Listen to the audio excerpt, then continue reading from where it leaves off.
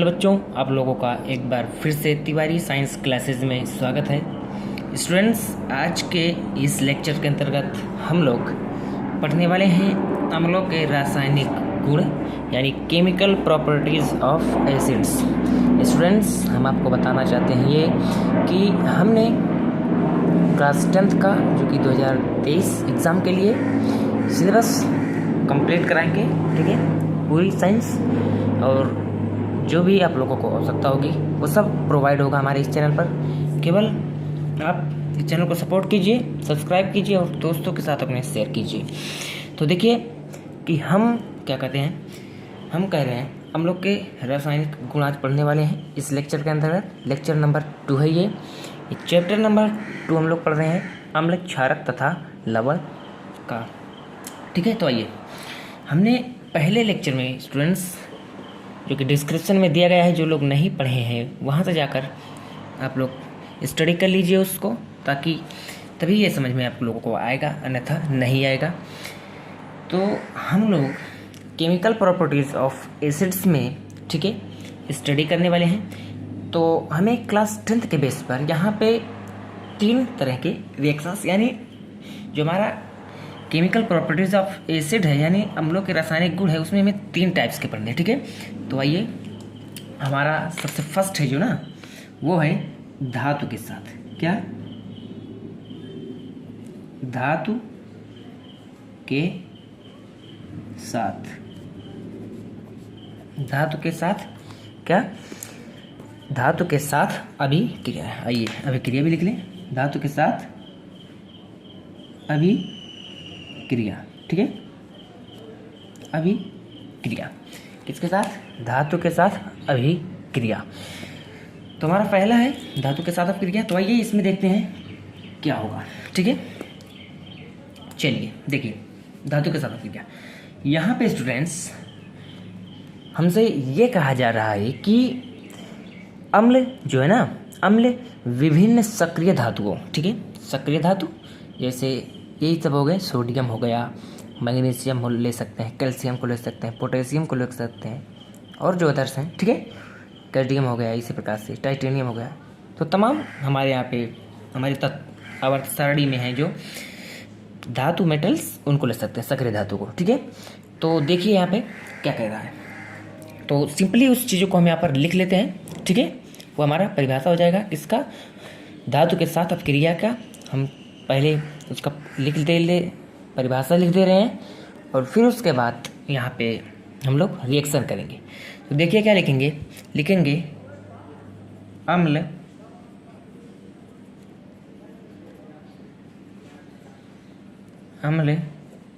विभिन्न सक्रिय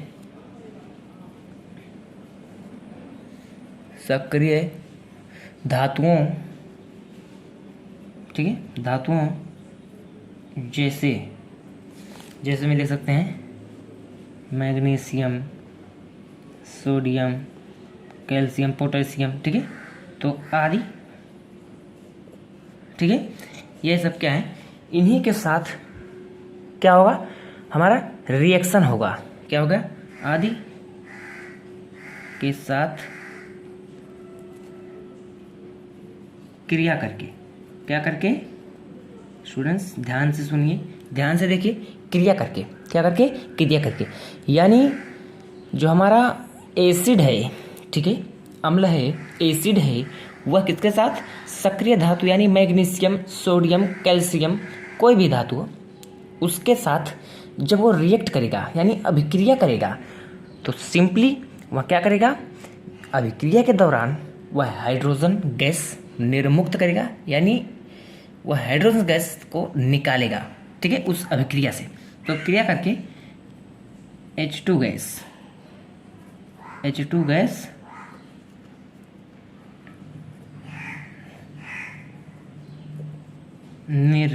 निर्मुक्त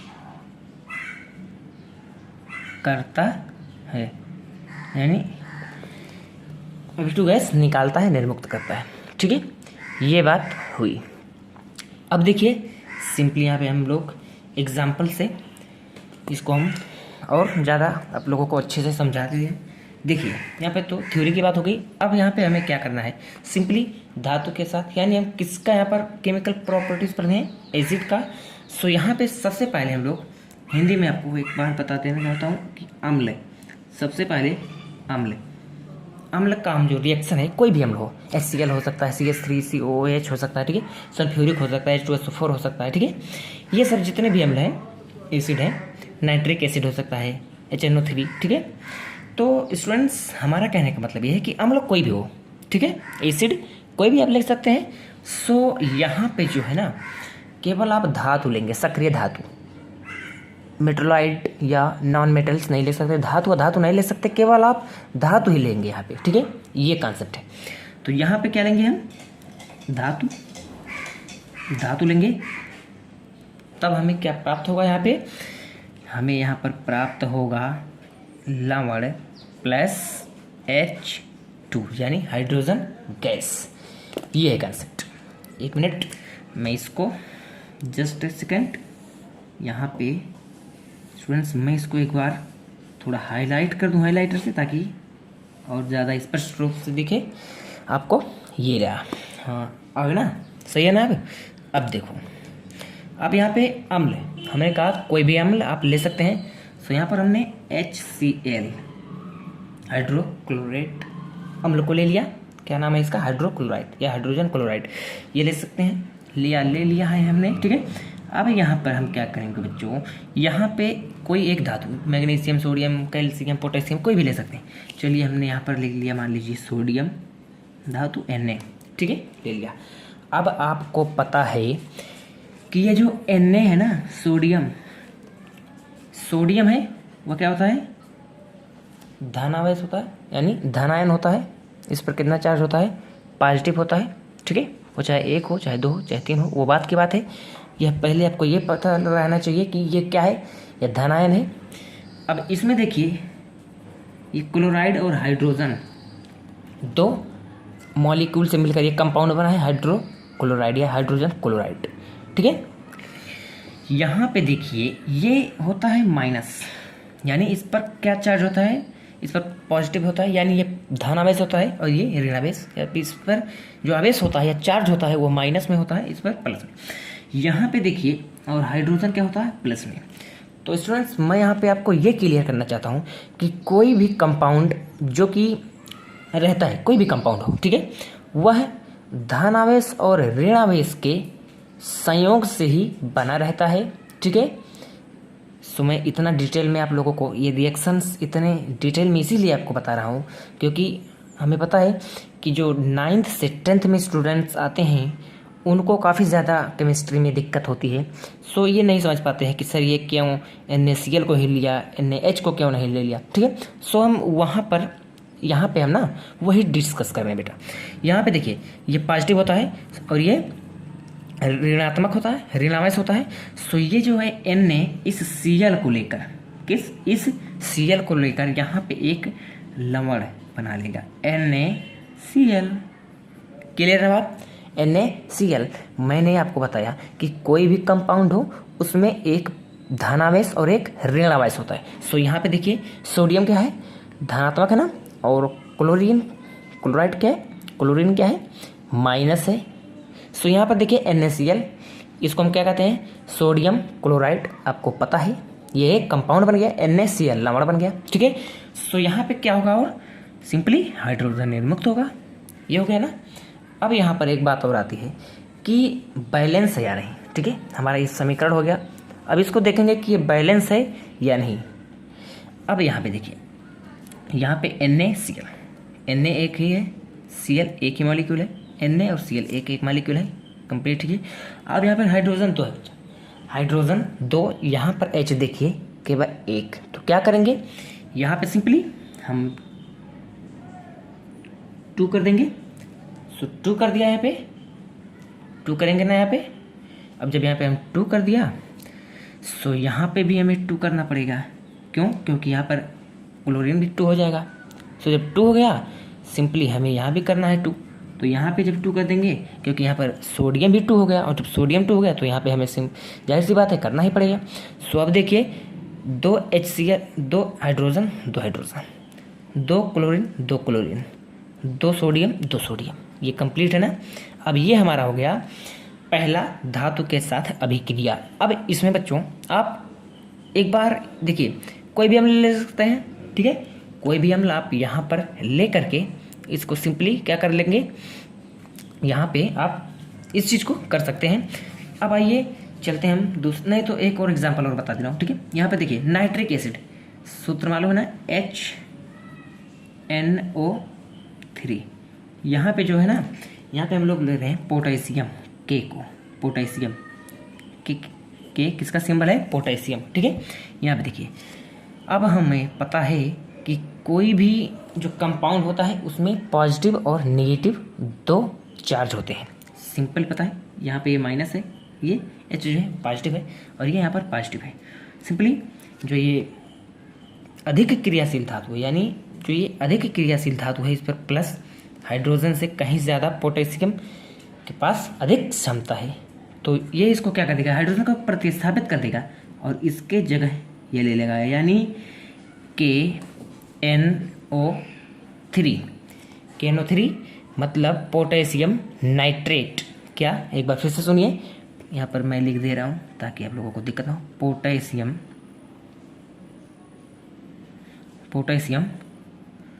नाइट्रेट, इसका भी लिख दूँ, देखिए लिख दे रहा हूँ, ठीक है, सोडियम क्लोराइड।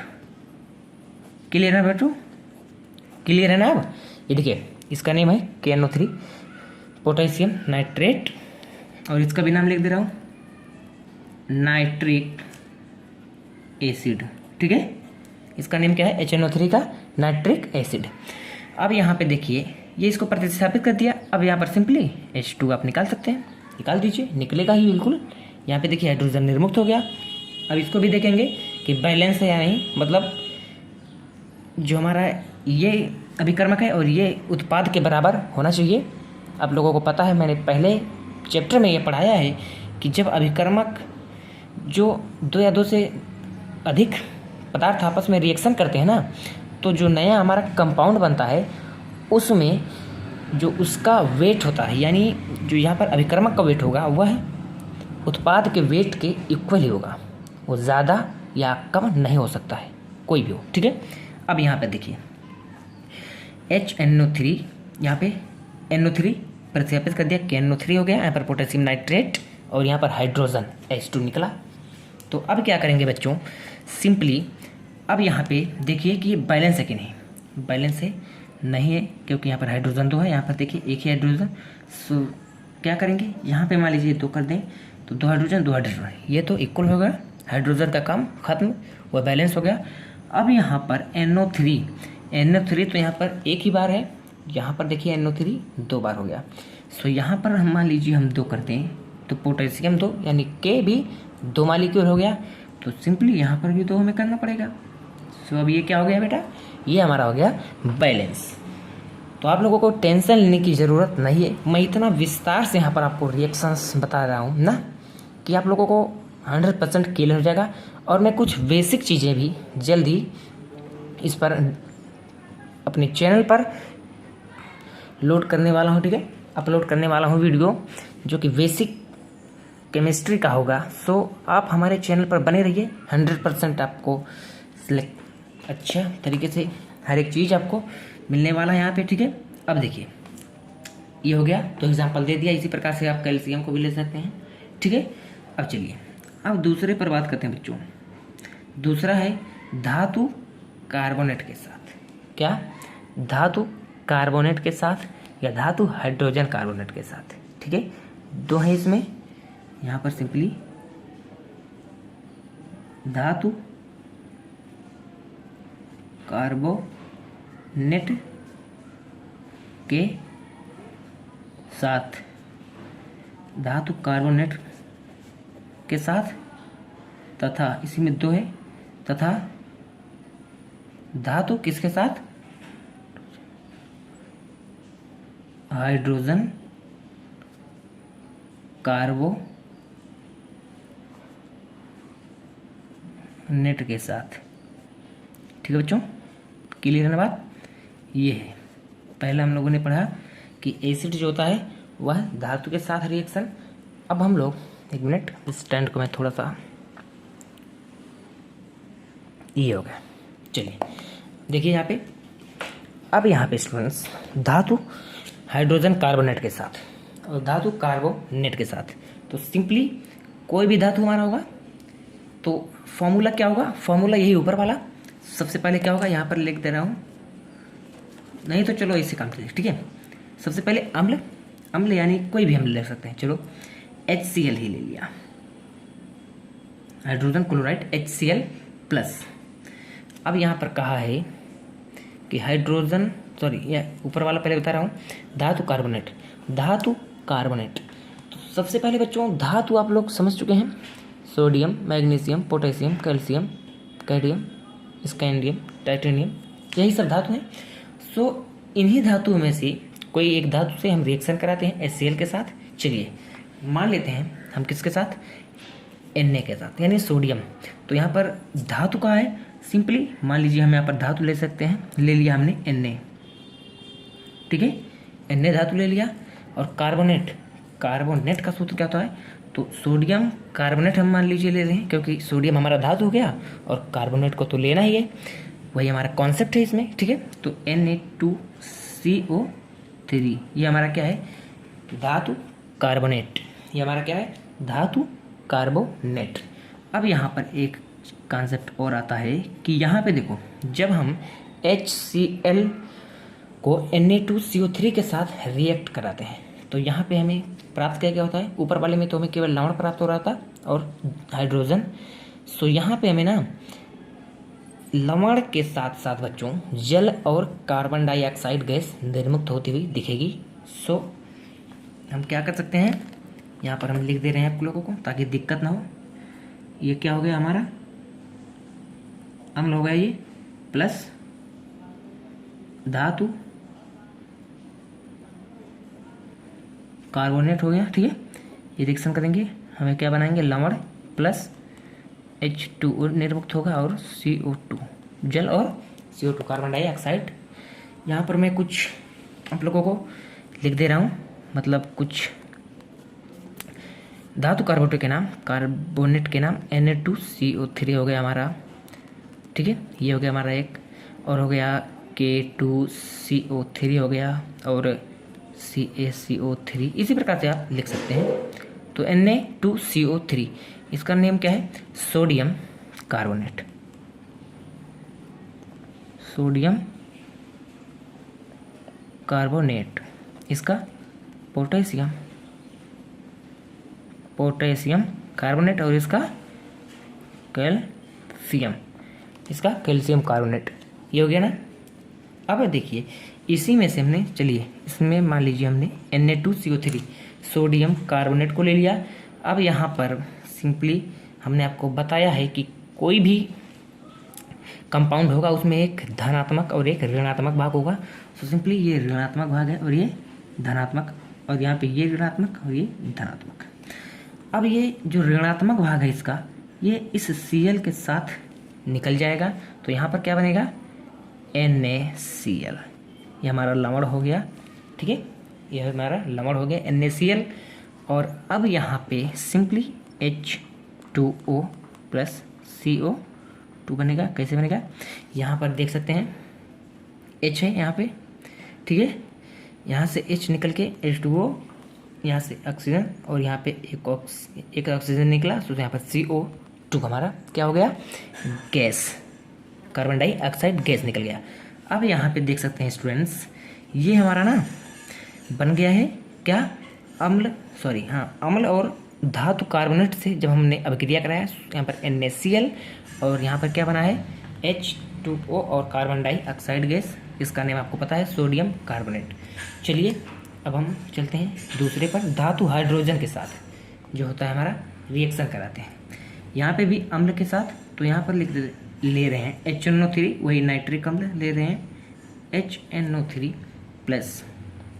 यहाँ पे स्टूडेंट्स इसी में से हम ले रहे हैं, इसी में से हम ले रहे हैं ताकि आप लोगों को अच्छे से समझ में आ जाएगा। कैसे आएगा ये देखिए, सिंपली हमने आपको कहा ना कि हाइड्रोजन कार्बोनेट धातु हाइड्रोजन कार्बोनेट, यहाँ पे हमें केवल धातु कार्बोनेट और यहाँ पे बीच में हाइड्रोजन आ गया ना। तो यहाँ पे क्या करेंगे, Na सोडियम, यहाँ पे हाइड्रोजन का है, सो यहाँ पर हाइड्रोजन ले लेंगे और सिंपली कार्बोनेट का सूत्र होता है CO3। ये हमारा हो गया, ये हमारा हो गया इजी। अब यहाँ पे हम लोग रिएक्शन करा देंगे, सो यहाँ पर हमारा हो जाएगा NaNO3, ठीक है।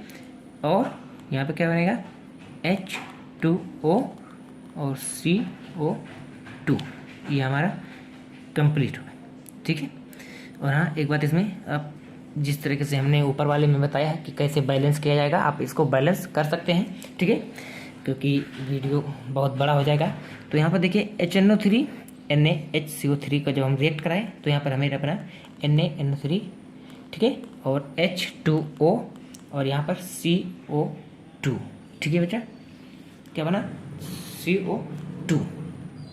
चलिए अब यहाँ पर देख सकते हैं एक बड़ा चार्ट, ये इसको हम हाईलाइट कर दे रहे हैं NaHCO3। ध्यान से देखिए इसको, आगे के चैप्टर्स में ये आपको काम आएगा, ठीक है। ये कंपाउंड, इसे हम लोग कहते हैं बेकिंग पाउडर। स्टूडेंट्स, इसे हम लोग कहते हैं बेकिंग पाउडर, इसे हम लोग कहते हैं बेकिंग पाउडर, और इसका सिंपल नाम है खाने का सोडा। तो इसे आप ध्यान दीजिएगा, NaHCO3 इसका अणुसूत्र है, ठीक है। चलिए एक मिनट, अब देखिए यहाँ पर हम लोग ने पहला विधि और दूसरा विधि पढ़ लिया, ठीक है, किसका, अम्लों के रासायनिक गुण की। अब चलिए हम लोग पढ़ते हैं तीसरा और आखिरी, जो कि हमें क्लास 10th के बेस पर पढ़ना है ना। सो हमें जितना हमारे सिलेबस में रहेगा उतना ही पढ़ना है, क्योंकि टाइम भी अब कम है हम लोगों के पास, प्रिपरेशन करना है एग्ज़ाम का ना। अब देखिए यहाँ पे, चलिए दिख रहा है ना, दिख रहा, चलो यहाँ पे स्टूडेंट्स देखिए, यहाँ पे हमें क्या करना है,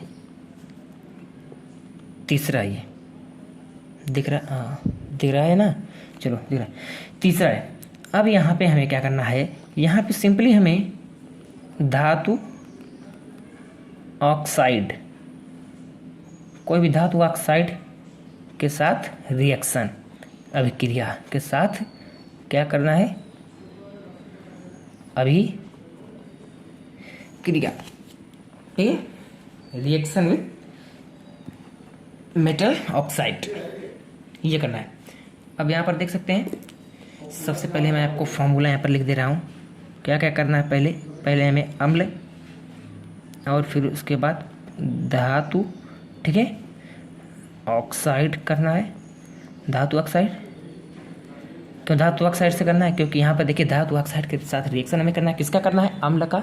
सो हम अम्ल के प्रॉपर्टीज पढ़ रहे हैं, सो हमें अम्ल का ही करना पड़ेगा ना, अम्ल का। अब देखिए ऑक्साइड हो गया, तो यहाँ पे हमें जो प्राप्त होगा उत्पाद, प्रोडक्ट, लवण बनेगा, और क्या होगा, जल, H2O, जल बनेगा, ठीक है, क्लियर है ना इतनी बात। अब देखिए अम्ल में हमें कुछ भी ले सकते हैं, चलिए हम लोग सल्फ्यूरिक अम्ल ले लेंगे। अब इसके बाद H2SO4। अब यहाँ पर एक बात आता है कि धातु ऑक्साइड क्या होती है, ठीक है, धातु ऑक्साइड क्या है। तो स्टूडेंट्स, जिसमें भी धातु हमें क्या करना है, धातु कोई भी सिंपली वही धातु लेना है, मैग्नीशियम, मैं शुरू से ही आपको बताते आया हूँ, सोडियम, कैल्शियम, पोटेशियम, ठीक है, कोई भी ले सकते हैं। यहाँ पर देखिए हमने ले लिया। अब हमें इसमें क्या करना है, ऑक्साइड, यानी ओ ऑक्साइड, यहाँ पर क्या करना है, जोड़ देना, यहाँ पर Na2O हो जाएगा। क्यों 2 होगा, वो सब इस लेक्चर में नहीं, हम आपको बताए हैं कि बेसिक केमिस्ट्री का वीडियो हम लोग बनाने वाले हैं हम, ठीक है। सो वहाँ पे आपको 100% क्लियर हो जाएगा। आप केवल इतना समझ लीजिए कि यहाँ पे MgO है, NaO है, इसका नेम है सोडियम ऑक्साइड, कैल्शियम ऑक्साइड, यहाँ पर लिख दे रहा हूँ नाम, ठीक है, कैल्शियम ऑक्साइड, यहाँ पे सोडियम ऑक्साइड, यहाँ पर मैग्नीशियम ऑक्साइड। ठीक है, ये हो गया हमारा मैग्नीशियम ऑक्साइड, सोडियम ऑक्साइड और कैल्शियम ऑक्साइड। सिंपली इसी में से हमें कोई ले रहे हैं एक, चलिए हम ले रहे हैं कैल्शियम ऑक्साइड CaO।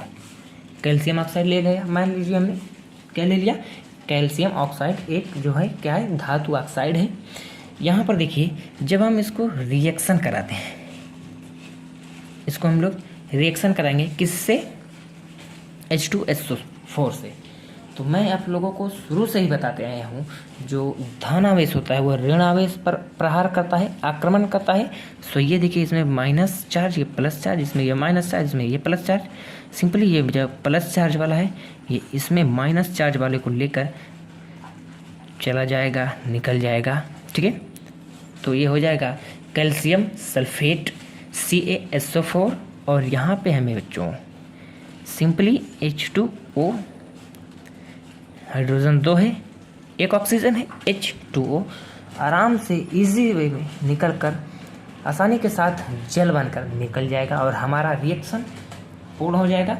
ये हो गया, ठीक है ना। इतनी बात तो समझ में आ गई होगी, मुझे उम्मीद है।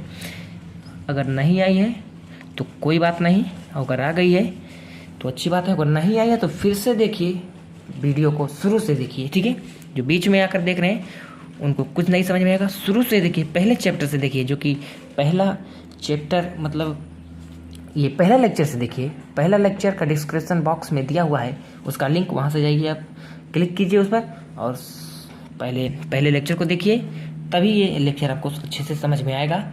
नहीं तो आएगा लेकिन कम आएगा, उतना नहीं आएगा। अब देखिए अम्ल, यहाँ पर अम्ल एक और एग्जाम्पल हम ले रहे हैं HCl। चलो इस बार HCl। अब यहाँ पर हम लोग एग्जाम्पल ले रहे हैं सोडियम का, sodium oxide Na2O, sodium oxide का।